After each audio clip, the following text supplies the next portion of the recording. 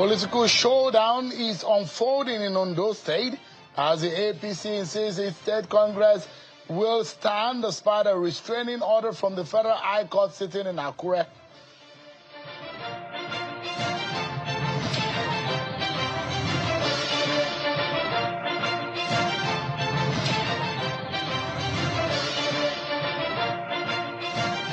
And President Bola Tinubu has nominated Taiwo Oyedele as Minister of State for Finance.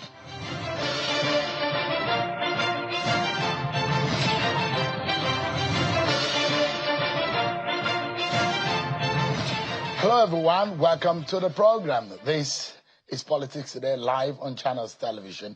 I'm Sean Kimale right here in Abuja. Let's begin by letting you know that 5 security officers have now been detained and are facing prosecution over the February the 12th security breach, according to security agents saying it happened in the incident with the former governor of Kaduna State, Malam Nasir El-Rufai, at the Nnamdi Azikiwe International Airport in Abuja. A joint investigation is said to have been taken place by the Department of State Services, the Nigerian Immigration Service, the Nigerian Customs Service, and the Federal Ministry of Aviation, and found out that the officers allegedly received bribes to facilitate unauthorized access into restricted areas of the airport and obstruct lawful security operations. Authorities described the incident as an unprecedented compromise of airport security protocols. The suspects have now been handed over to the Independent Corrupt Practices and Other Related Offences Commission for prosecution, while other personnel found culpable of administrative misconduct will face disciplinary action.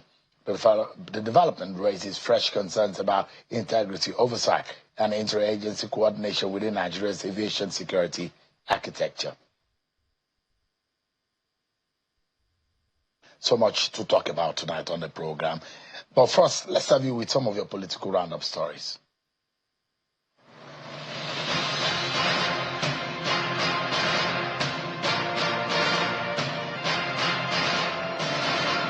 The Minister of the Federal Capital Territory, Nyesom Wike, says a new candidate that will represent the Federal Capital Territory at the Senate will be unveiled very soon. Mr. Wike gave the hint while on a thank-you visit to Buhari Area Council following the victory of the APC in the recently concluded FCT Area Council elections. He also warned the residents to stay away from persons he described as dishonest politicians, asserting that they do not mean well for the progress of the country.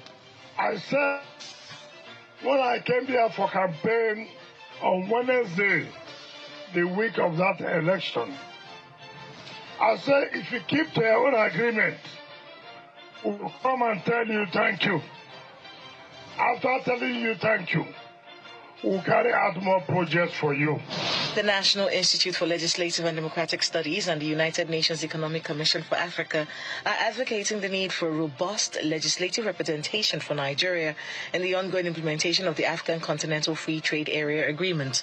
At a workshop for legislators and parliamentary staff in Abuja, both the National Institute for Legislative and Democratic Studies and the United Nations Economic Commission for Africa argue that without such robust representation, Nigeria risks losing some benefits of the agreement. The governor of Enugu State, Peter Mba, has commended the economic policy of President Bola Tinubu, stating that it is responsible for the infrastructural development in the state. Governor Mba was speaking during the APC Congress, which took place at the Michael Okpara Square in Enugu. According to the governor, the concessioning of the cargo and international airport in Enugu will make Enugu State a major aviation hub. The state structure of the All Progressives Congress in Gombe State has endorsed Bola Tinubu as the party's sole presidential candidate in 2027. The declaration was made during the party's state congress, which was held at the Pantami Stadium in Gombe, where new sets of state executives emerged through the consensus option as provided by the party's constitution. Speaking at the ceremony, the state governor, Inuwa Yahaya, reaffirms that the party is doing the necessary housekeeping in Gombe State for 100% return for the APC in the state ahead of the 2027 election year.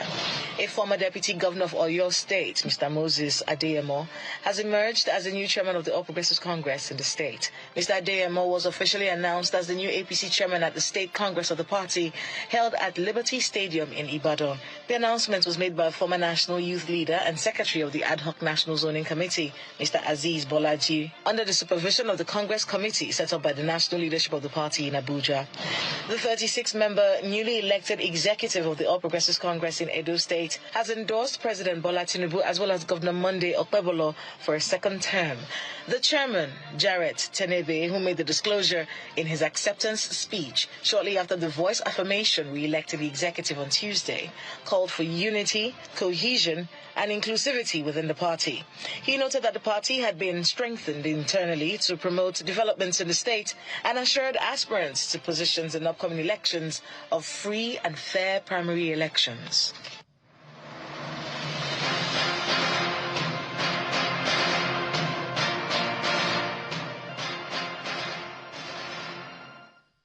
Thanks so much, everyone, for staying with us.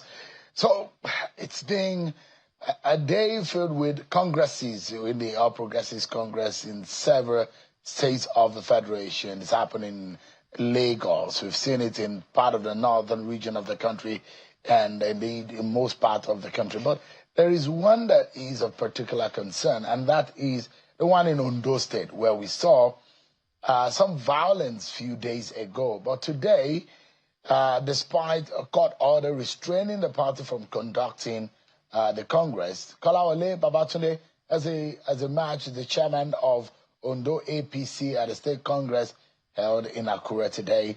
Mr. Babatunde emerged by a consensus alongside 36 member state executive committee from a House of Representatives members pledged unity and party consolidation, where APC leaders described Congress as peaceful and unified. Babatunde previously served as special advisor to Governor Lucky Oyedele, Ondo APC signaling a renewed structure under new state leadership. But it's coming amidst a lot of controversy, violence that has trailed past meetings of party members and its leaders. But a few members and leaders of the party are already objecting and speaking about the situation in the state. It does look like some heavyweights are slugging it out. And what we are seeing is a signal of a more possibly battleground in the state ahead of the coming days and the next general elections. But let me allow you to listen, though. Those who opposed the conduct of today's Congress in Ondo State. The governor wants to make the election of a state school a fait accompli, contrary to law, contrary to the order from the judiciary. You see, I'm not a lawyer, but I do know that if the judiciary gives an order, if the court gives an order, only the court itself or the superior court, an appellate court, can reverse it. Okay, in the absence of either of the two happening, the court reviewed the injunction and vacate it, or those who are aggrieved go to an appellate court and cause that thing, the injunction to be quashed. Otherwise, you cannot act against that injunction. I am very surprised what's happening in the state. The governor the Attorney General of this state is a senior advocate of Nigeria. You cannot claim ignorance of this legal process. So you cannot on your own constitute an appellate court over and then decide that what the court has done is against the law. They cannot interfere in the internal affairs of the party, and therefore we must go ahead. No, you go back to the court and tell the court, sorry, we heard what you said, but this is not the truth. This is not the situation.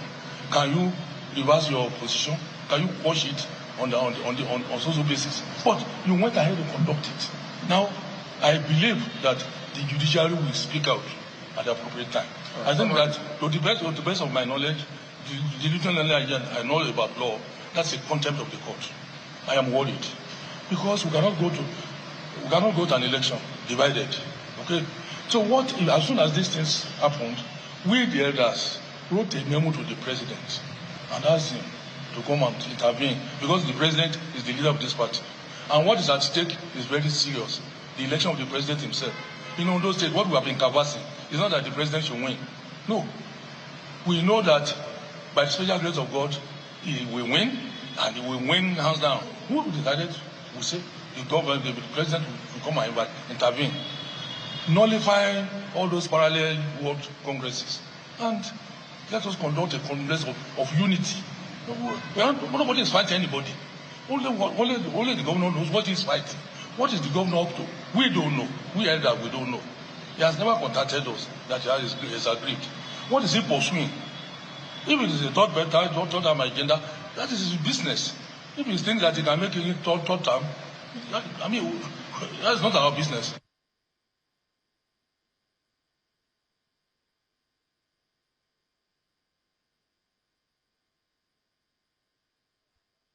All right, then. Let's hear from the man who emerged today as the chairman, Mr. Babatunde, who is live for us. Kolawole Babatunde is the newly elected Ondo APC chairman. Thanks so much for joining us tonight. Thank you so much for having me. Yeah. How do you feel tonight? Because there are those who have opposed your emergence, and they say, look, it's going to be a fait accompli for the party in the state. Don't you think that there's going to be a legal problem about the process that brought you into office? Yes, thank you once again, Sean Kimbaloye.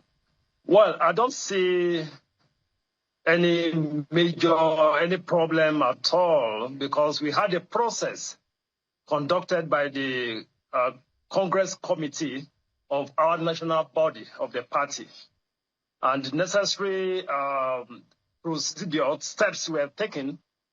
There was the screening committee, there was the appeal committee, and every ESCO member that has emerged today went through all these processes.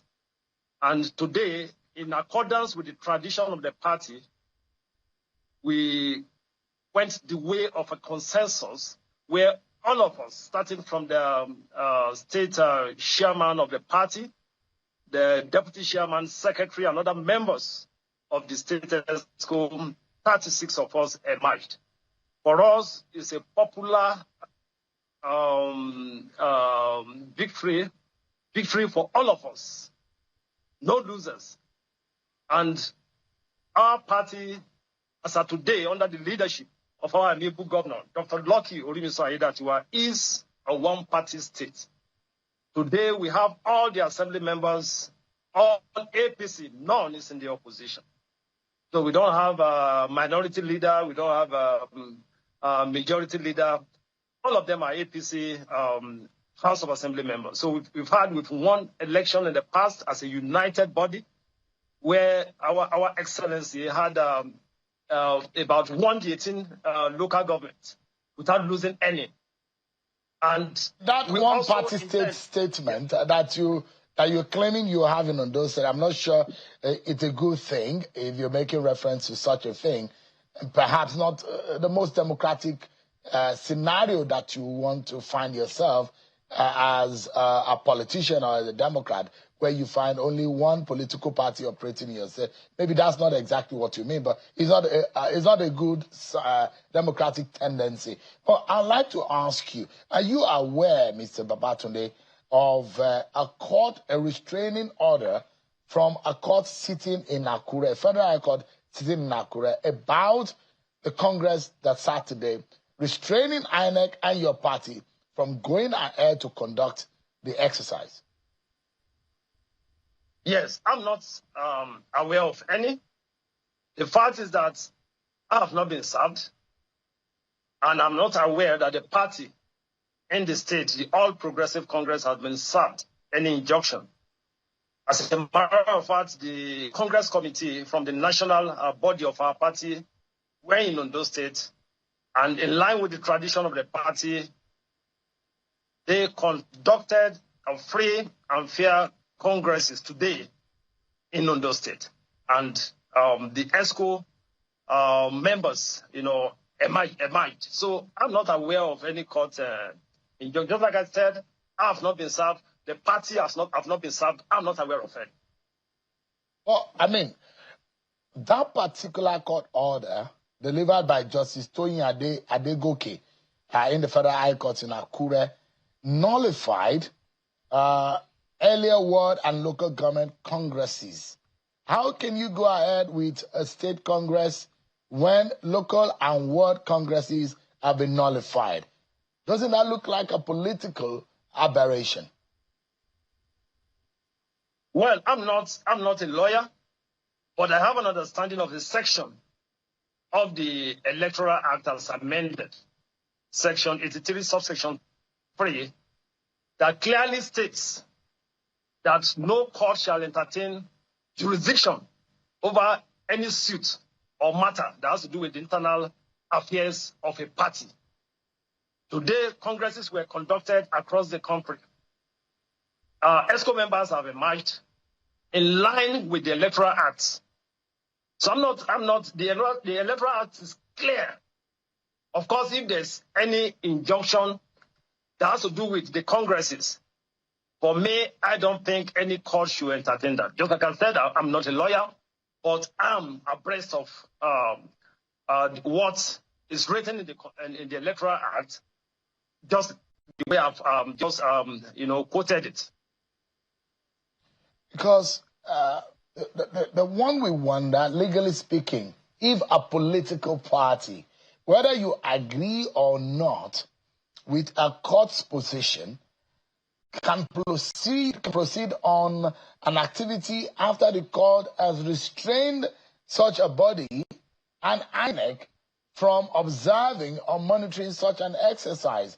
Even if you claim that you have not been served, do you think that is legally right? What kind of precedent are you laying in the politics of Ondo State? We have a constitution, and the Electoral Act is clear.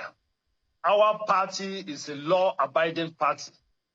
For us, we have not erred as far as the constitution is concerned.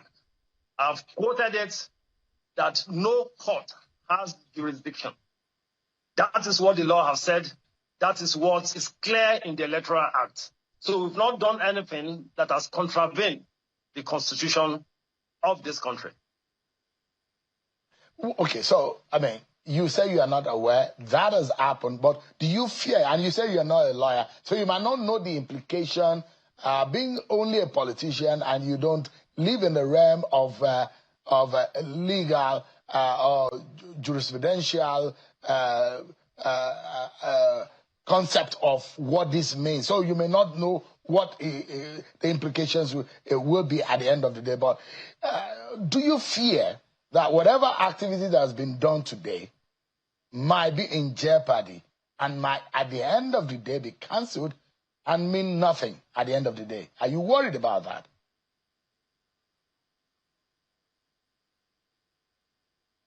Because what we have done is in line with the Electoral Act. So there's no cause for alarm. For us, we don't have anything to fear. We've done the right thing.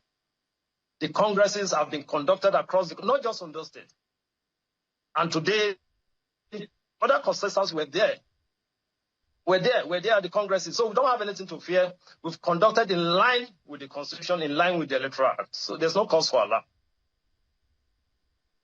The violence that happened the other time, have you gotten as a party to the root of the matter? What was really the cause of that? Because police said they've arrested 13 suspects in connection with the Idare political violence. What really happened? Well, I just took the mantle of leadership of our great party today.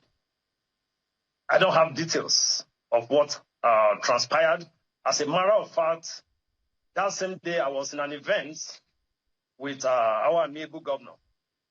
And it was from the location of the event that we left for the stakeholders meeting with our national Congress committee. So I don't have details of what has transpired, but I want to assure you that we have an internal mechanism for resolving, similar issues that has happened in the past. I want to assure you that we'll come out of this stronger than expected. It's quite shameful, isn't it, when leaders of the party were being attacked at the party gathering.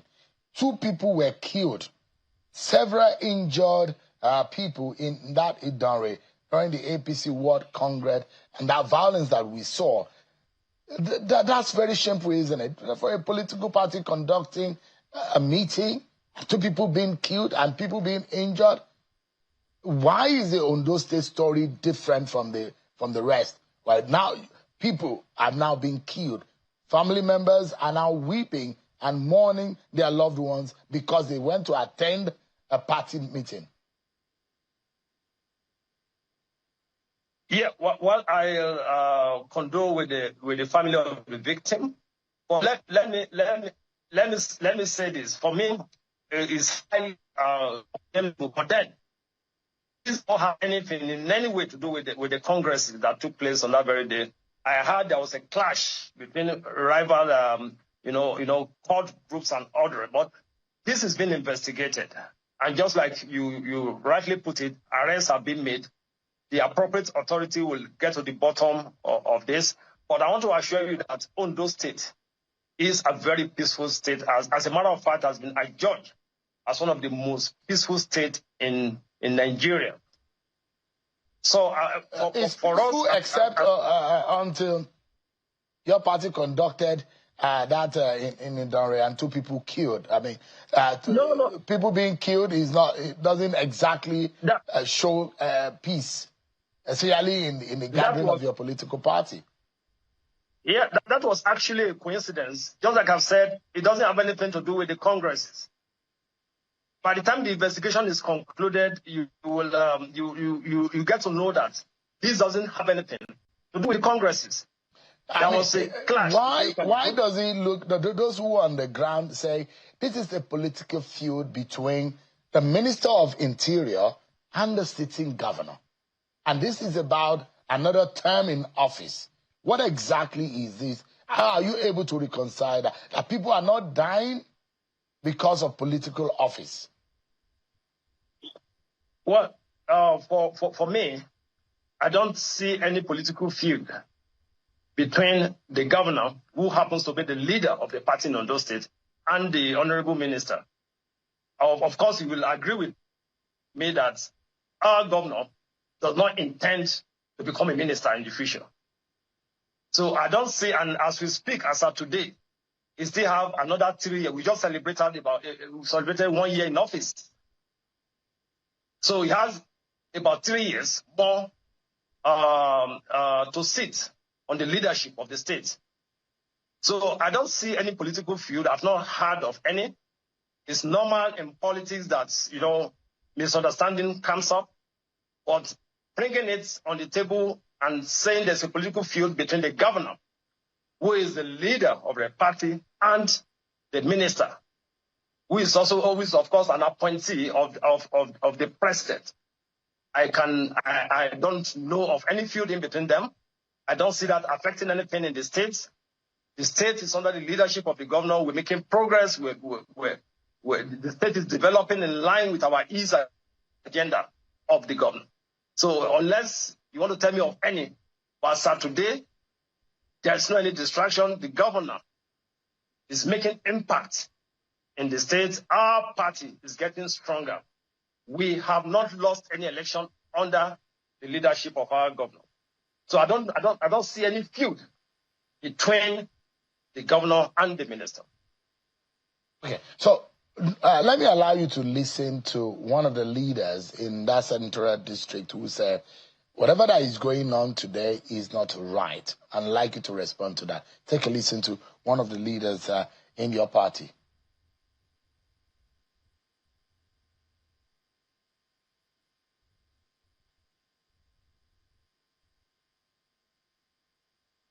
The congresses they did that people were killed. The thing they did that the governor and his people handpicked people. That's not Congress. That's not a Congress.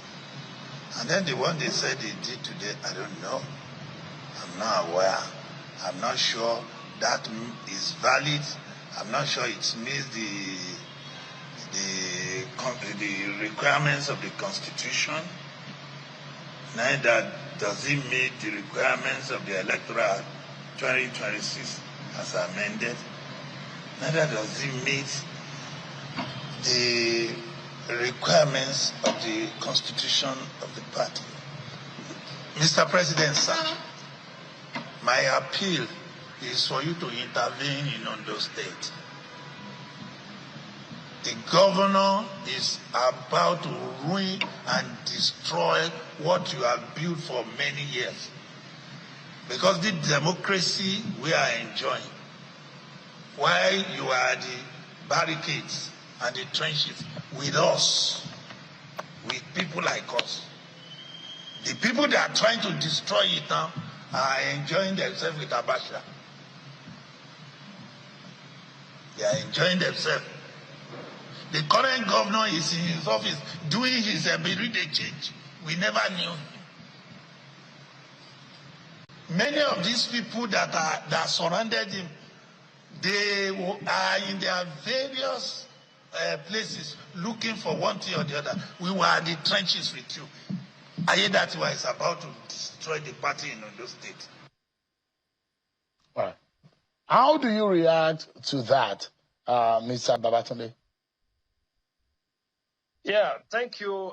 With due respect, the last speaker now is not a court, nor is it a judge in all of this. I want to tell you that today, the leadership of our party were present. The Southwest Vice Chairman, Honorable D.I. Kekemeke, was present in that event. He led other national leaders of the party to witness the Congress that took place in Ondo State.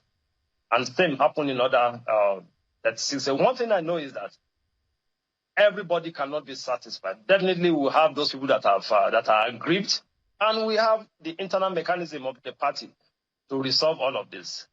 But for the last speaker to say that it's not in line with the Constitution, it's not in line with the Electoral Act, the Constitution is clear that consensus is allowed in the party. And that did not just only happen in Ondo State, it happened across other APC states where congresses also took place today. So for us, it's on the basis of that, that the wisdom, that the leadership in their wisdom has conducted the congresses that took place today.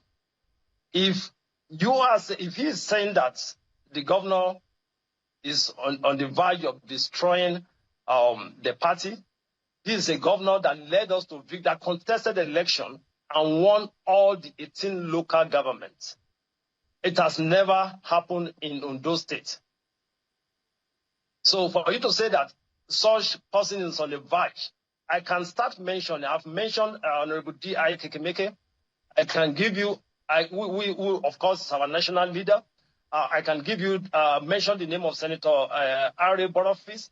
I can give you many other leaders that are working together with our governor. The governor, I made a statement and you said that is undemocratic. But today, do we actually have opposition in the state? The answer is no. We don't have opposition. That's to tell you that our party is doing well. Just a few weeks ago, our former deputy governor, Honorable Fred Agbola, joined the party. Another former deputy governor, our leader, Paulo Ateru, also joined the party. Then who else do we have in the opposition? It's just to tell you that now I can understand that the last speaker is aggrieved. Fine, is understandable, but this can be resolved using our internal mechanism or in resolving conflict. All right. Thank you so much, Mr. Oyedele Babatunde, newly elected Ondo APC chairman, amidst the court order restraining the party from going out doing so. Thank you so much indeed for your time tonight. Thank you so much. Thank you. Thank you so much. We'll take a break, everyone, but when we return, our attention will be on the decision of President Bola Tinubu in appointing Mr. Taiwo Oyedele, who was the head of the court order restraining the party from going out doing so. Thank you so much indeed for your time tonight. Thank you so much. Thank you. Thank you so much. We'll take a break, everyone, but when we return, our attention will be on the decision of President Bola Tinubu in appointing Mr. Taiwo Oyedele, who was the head of the fiscal policy team of the president. Now will be serving in the Ministry of Finance pending Senate's confirmation. We'll be right back to get perspective and insight into that decision. Join us again.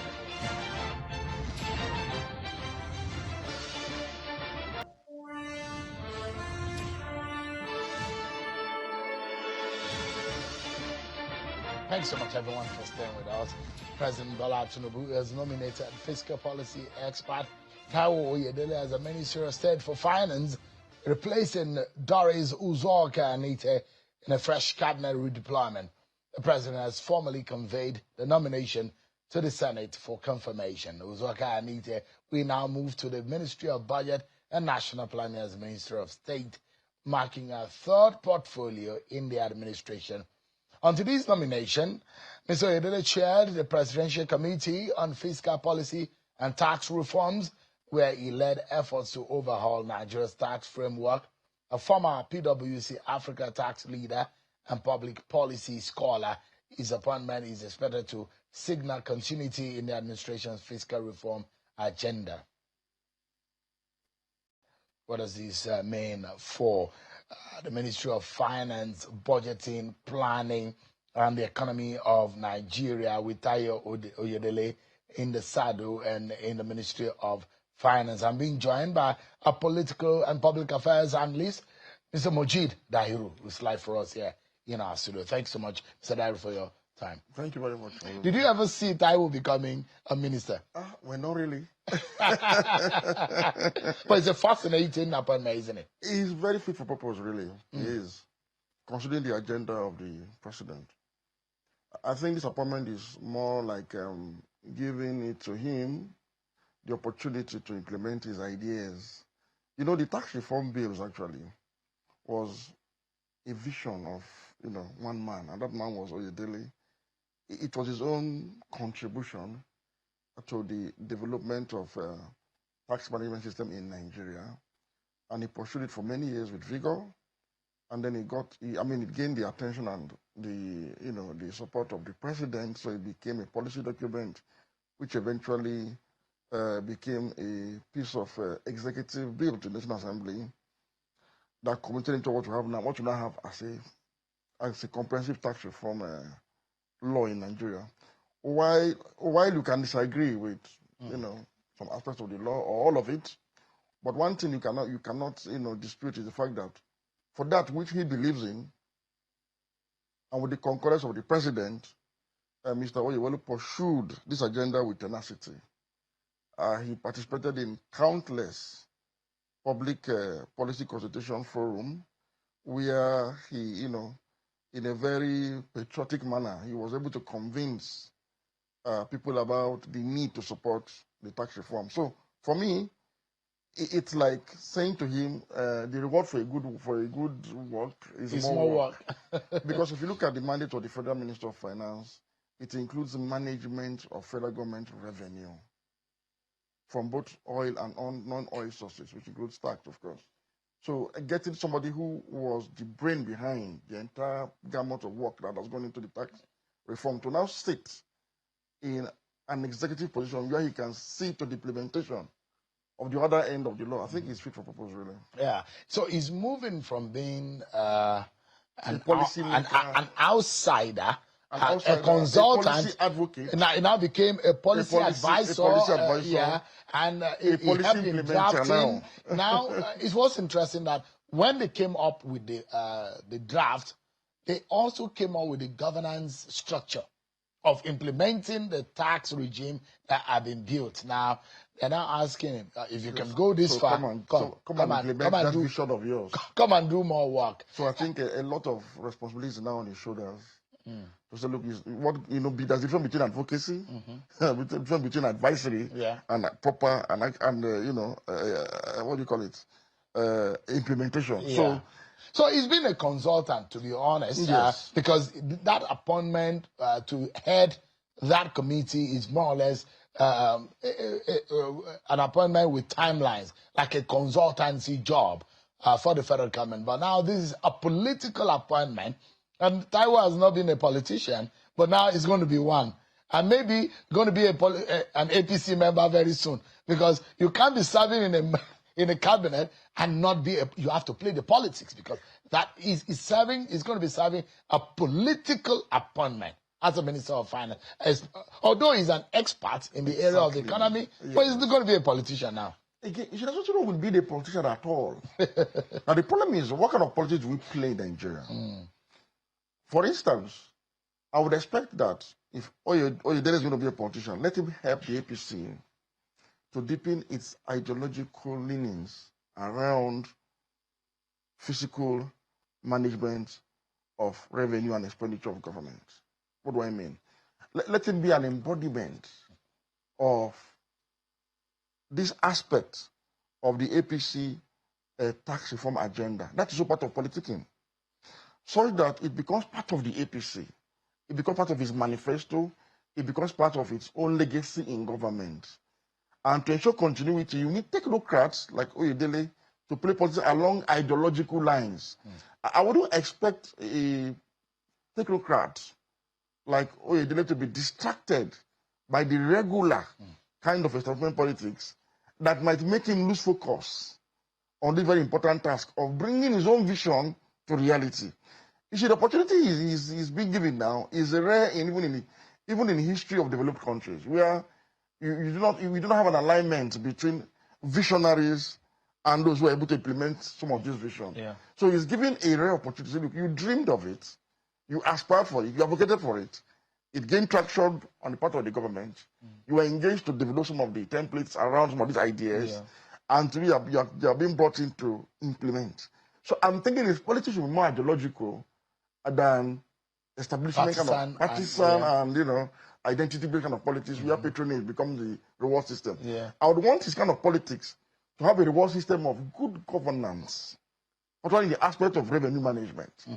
Something that the APC can as well use to campaign. In fact, for me, if Oyedele is allowed to do his job, and within the shortest possible time, it yields the anticipated fruits, the anticipated dividend coming from the expectation behind his appointment, that will be better for the federal government, the APC, than for Oyedele to become involved in the murky waters of Ondo State where he comes from. It's already very murky. Yeah. So for naturally, he's from Ondo State. So it's very murky. So for me, Oyedele should focus more on an ideological kind of politics now. We are at the end of probably 1 year, going to the next election, he will be able to campaign with his achievements in 1 year as Minister for Finance under the new order. So that's for me. Naturally, you know what happens. And you see the huge percentage of those who are serving in the cabinet are suggested, nominated, tipped, and enlisted by governors and leaders of the party across the state. But Oyedele is not one of such. And that is why his appointment is one of the few so far in the history of Nigeria since 1999, where his nomination came with an attached portfolio. Yeah. From onset. That you know what, he knows exactly the where he's going. That announced him as a Minister of State. Finance. Portfolio to it. Yeah. So it tells you that, for me, it's a Nigerian nominee. And I won't be surprised if Oyedele has been briefed by the president to say, Taiwo, I want practice what you're exactly, preaching. and I want you to take up this, take up this, take up this, and take up this. So Wale, this is what you will face. No, definitely. Taiwo, this is what you will do. No, in most ministries, let me say this too. In practice, or should I say in principle rather, a minister of state does not mean senior and junior minister. People make this mistake all the time. The truth is, the constitution mandates 36 ministers in the minimum, plus just 37. Yeah. And you don't have up to 36 ministries. So what has happened is that over time, a system has been deployed, or devised rather, to say, in the ministry, you split it into two. The department under the ministry, the responsibilities, the mandates, between the Minister A and the Minister B. So the Minister of State connotation simply tries to differentiate the two ministers are working in the same broad ministry. But you have one that is more coordinating and the one that is... That was under the Buhari administration. I don't know what operates now. Before the Buhari administration, all ministers that are assigned department and agencies, either Minister of State or substantive minister, are equal at FEC. The only thing is that they bring their documents together, their memos together, and it's jointly presented. But under the Buhari administration, maybe Buhari himself, President Buhari, our late president, misunderstood the concept of ministers and ministers of state. I'm sure if you remember one of his interviews, he said we want to have more ministers of state and fewer ministers. So in his thinking, ministers of state are junior ministers, in effect. So under his administration, there was a subordination of some sort of ministers of state under, which violated the constitution in principle because every state would have a minister. Equality.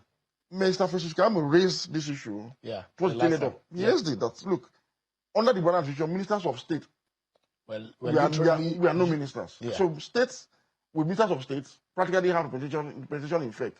I want to believe that should have been corrected now by somebody who's more experienced in terms of a democratic good governance like Tinubu. Yeah. And if that be the case, you would have the Minister of Finance delineated between the two. Yeah. So areas that has to do with probably revenue supervision and monitoring might fall under the purview of Mr. Oyedele, who has done so much in this regard. So I want to believe that there will be clear designation of responsibilities between the Minister of Finance and the Minister of State, incoming Minister of State for Finance.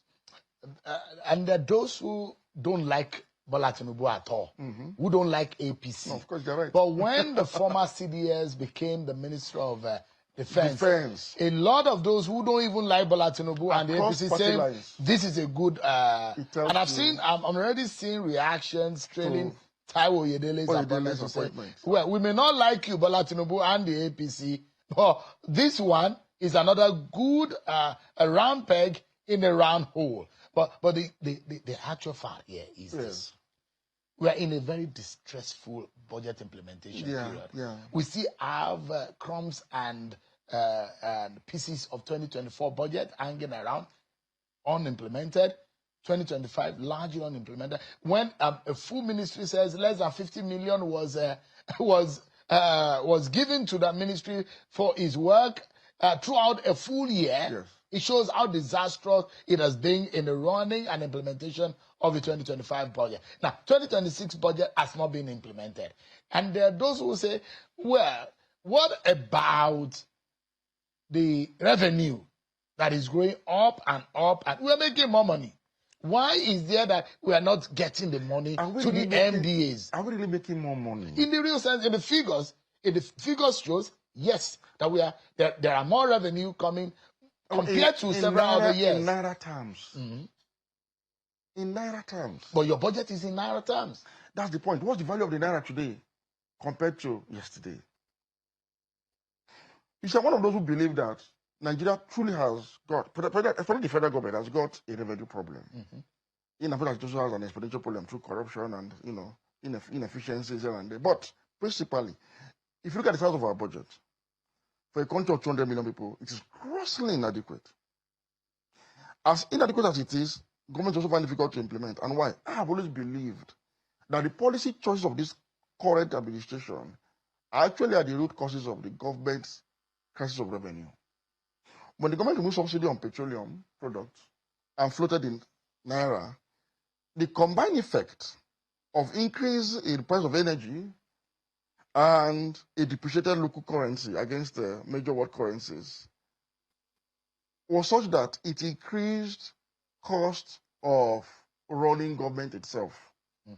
The inflation that set in that was unprecedented meant that government needed much more Naira to procure for less arising from these policies. But unfortunately, the government has not had the courage really to admit that its own revenue are eaten up by its own policies. So what you have is money illusion. And Professor Charles Solido has said it often, for anybody that cares to that. What we have is actually a money illusion. You see, the federal government is the largest employer of labor in Nigeria. And when government removed subsidy and had to increase minimum wage from 30,000 naira, that alone created a hole, sank a hole in the revenues of government. Because whereas the states are a bit comfortable, that's because most of the responsibilities, as we speak, still lies with the federal government, including electricity, including prison services, including the judiciary, defense, security, aviation, all of which is still under the supervision of the federal government and funding of the federal government. So federal government is finding it difficult to fund its own activities. So in bringing Oyedele on board, probably that will enable the government to manage revenues better and see there will be more liquidity. But this is where I must throw in my 2 cents. I believe that much as he may try, at best, he might be able to manage revenue accrued to the federal government much more efficiently, supervise them much more effectively. But if Nigeria does not earn or create an avenue to earn more foreign exchange into the coffers of the government directly, Nigeria will still have this problem for a long time to come. What am I saying in essence? Away from taxes, away from levies and tariffs, I think that the most sustainable way to grow the wealth of a nation is not through internally generated revenue, taxes, something that Oyedele is an expert when it comes to. But for me, it has more to do with externally generated revenue. And for government to generate revenue externally, government must venture into an arena where it has long exited. And what is this arena? I believe that government has business doing business. This is the time for government to have a rethink of that philosophy that says government has no business doing business. I say this because in modern times, the only business of government is doing business. And then when I cannot do business, has no business being in government. China has become our preferred development partner, trade partner. And as third world countries, we look up to China as the model of where we should be, right? Now, we must also copy it to what China has done over the years and other developing countries, what they have done to exit the poverty trap. And what is it? Governments must go into export competitive enterprises that can generate revenue from the global market into the local coffers of the government. You see, we cannot keep making this attempt to travel to Beijing on the road that leads to Washington. That's the problem we've had in this country. What I'm saying in essence is, we might have to take a different direction from where government is facing right now. For me, I'm one of those who believe that government must take a left turn to get to the right direction. Because the right turn they have taken now will get us to the wrong direction. I think to a large extent, having eggheads, and you might be lucky to have a couple of them around you. Of course. Especially in the economy. And I give an example. There are those who say the former CG, Musa, fantastic appointment to be a minister of defense. So you take the likes of Zach Adedeji, the guy in FRS. Look at the pattern of FRS revenue generation. 2021, it's about 6.4 trillion. 2022, 10.1 trillion. 2023, 12.36 trillion. You go to 2023, they grew it to 21.6 trillion. In 2024, it went to 21.6 trillion in 2024 from 19.4 trillion in 2023. It's about and 2025 they said they've generated 14.27 trillion, and it's incremental. And you will see the man, first class candidate. And you will see the friendship between him and Oyedele. It does look like both of them have worked very well. In that area, we're generating huge revenue. Go to customs. The custom guy, Mr. Adeni, has also incrementally, rapidly moved the revenue appetite up. If we have more people who are eggheads, who can do the hard job and get more revenue, because states are getting more money, but the federal government, like you said, yes, there are a lot of figures that is being put out there, but he's not being able to implement his own capital project because funding, the federal government is owing local contractors. There must be a very, very deep thinking around how we can turn things around. Because already, if you are not able to implement 2024 100%, 2025, you are not able to implement it. That means you have deficit in delivering the dividend as you promised in the campaign. The Bola Tinubu and the APC will have a problem. Yes, they would. But because by the time they go back, for example, the president said, if I do not give you power, don't vote for me. Yes. And we are almost at the corner where he will come back and say, where they will be asking him, where is that power? The implementation of the promises, this is the time Nigerians should be asking the question. And we are not able to implement those budget items, there's a problem. You see, I've looked at Nigeria's political economy since 1999. And what I've realized is after 25 years, or this is our 2017 now as a democracy, since the Fourth Republic came in 1999, right? We appear to be at our wits' end as a country that is primarily driven by neoliberal economic practices. Something I've been critical of for as long as I can remember. I've always said that, look, this is not a sustainable way to develop a country and to grow the wealth of a nation. So unfortunately, Tinubu has come at a time where we are at our wits' end. And that is because he took the final plunge into neoliberal capitalism when he removed subsidy on petrol and floated the naira. Something that it was the consensus really on the eve of the election. Nigerians have already got there to us.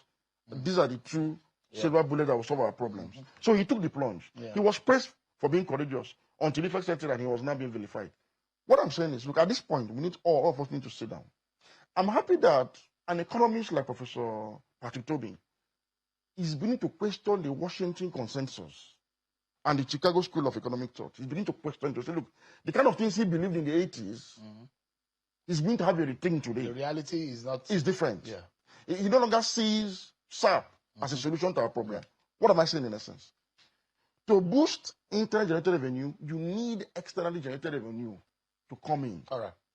So we need to focus on that and diversify from just oil. All right. And the way to do that is for government to invest right. in export competitive enterprises that can draw in the much revenue from external sources. Mr. Moji Dairo, always a pleasure having you. Thank you so much indeed for your thought tonight. Thank you very much. That's our show for tonight, everyone. Many thanks for watching. I'm Sean Kimale. God bless Nigeria.